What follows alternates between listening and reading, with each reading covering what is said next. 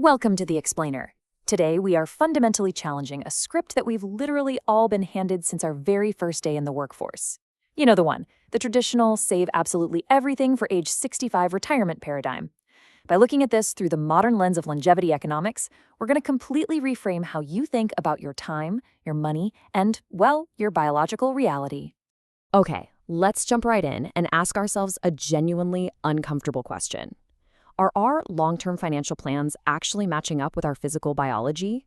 I mean, you work hard, you save diligently, you max out those 401ks, all with the promise of this beautiful, carefree future, right? But what if the very vehicle you're saving for, your future self, doesn't actually have the physical capacity to enjoy the wealth you're hoarding right now? So, here is our roadmap for today's explainer. We'll cover the traditional retirement myth, lifespan versus health span, the 3-resource trade-off, the memory dividend, and finally, timing your life experiences. Section 1. The traditional retirement myth. For generations, society has basically operated on this super rigid plan. Work continuously until you're 65. Hoard as much capital as humanly possible. And then, finally, go enjoy your leisure time. But modern epidemiology and decision science completely flip this on its head. Deferring your core life experiences until 65 creates a massive fundamental mismatch. You might end up with a heavy bag of money, sure, but you could completely lack the physical ability to use it the way you dreamed of when you were 30. Moving on to Section 2, lifespan versus health span. There is a vital biological distinction that public health officials make between your total lifespan and your functional health span. Lifespan is pretty straightforward. It's just the total number of years you live from birth to death. But HALE, which stands for Health-Adjusted Life Expectancy, measures the years you actually live in full health. We're talking free from major chronic disease, free from functional limitations or disability. Globally, HALE averages between 63 and 65 years. And in developed nations like the US and Canada, it usually hovers right around 68 to 72 years. So the absolutely crucial point here is this sobering number, 10 to 15 years. This is what's known as the disability gap. You see, modern medicine has done a phenomenal job of extending our overall biological lifespan, keeping us alive longer, but it hasn't necessarily extended our functional health span at that exact same rate, meaning you're highly likely to spend the last decade or more of your life managing chronic disease or just general functional decline. Honestly, this completely validates that feeling of burnout or urgency you might be feeling in your younger years. Our source material strongly warns that postponing your highly physical, travel, or high-energy goals until you hit 65 means you are taking a massive biological risk. You're intentionally aligning your absolute peak leisure time with a period of naturally declining physical stamina and mobility. I mean, trying to hike the Alps or backpack across Asia at 70 is just fundamentally different than doing it at 35, right? Which brings us to Section 3, the 3-resource trade-off. To consume any optimal life experience, you really need 3 finite resources to align: time, health, and money. But under our standard societal timeline, they almost never intersect. In your youth, say ages 18 to 35, your health and time are sky high, but your primary constraint is cash. You're broke. Then, in your prime career years, your health is still good and your wealth is growing, but your time becomes severely limited. Finally, at traditional retirement, time and wealth are at their absolute peak, but your new constraint is declining health. The data confirms that you are constantly fighting a primary constraint. Youth lacks money, midlife lacks time, and retirement lacks health.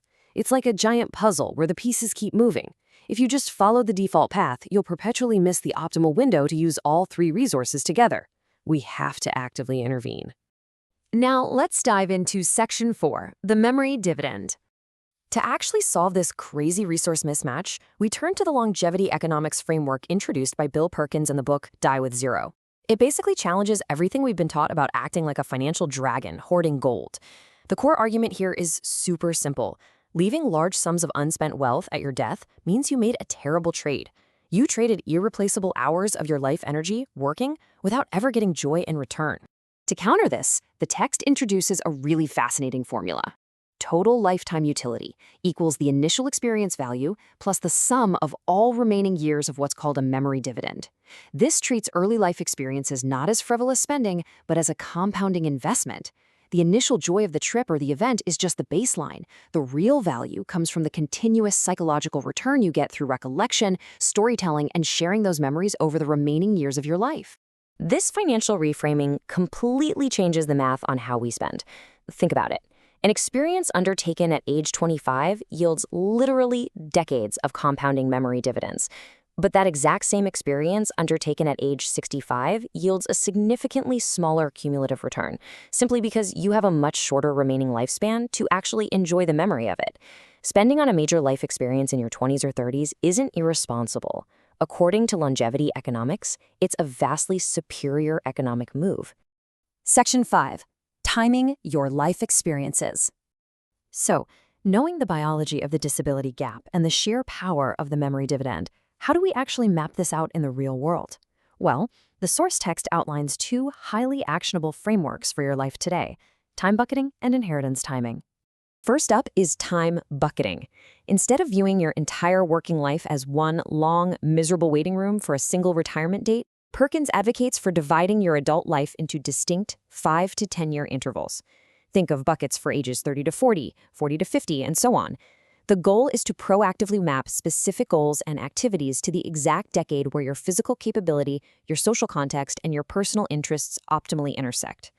Don't put that physically demanding dream into the 60-plus bucket. Put it in the 30 to 40 bucket and fund it accordingly right now. The second application is inheritance optimization. Standard practice is passing assets at the very end of your life. But by then, your quote-unquote children are usually in their 60s themselves. Handing a huge check to someone who is already retired and graying just pads their retirement account. Providing capital between ages 26 and 35 when they're buying a home or starting a family offers maximum structural impact. It literally changes their trajectory when they actually need the help. Ultimately, this explainer highlights a transformative truth. Waiting until age 65 to retire and deferring your actual life until then is a highly inefficient strategy for maximizing overall life utility. The modern, scientifically backed approach is one of intentional spending throughout your peak health years. It's all about ensuring that the precious life energy you spend earning money actually translates into rich, compounding experience dividends across every single stage of your life. Knowing the medical reality of your health span, the inevitability of the resource trade-off, and the immense economic power of the memory dividend, I want to leave you with this provocative thought to ponder. Forget about age 65 for a second.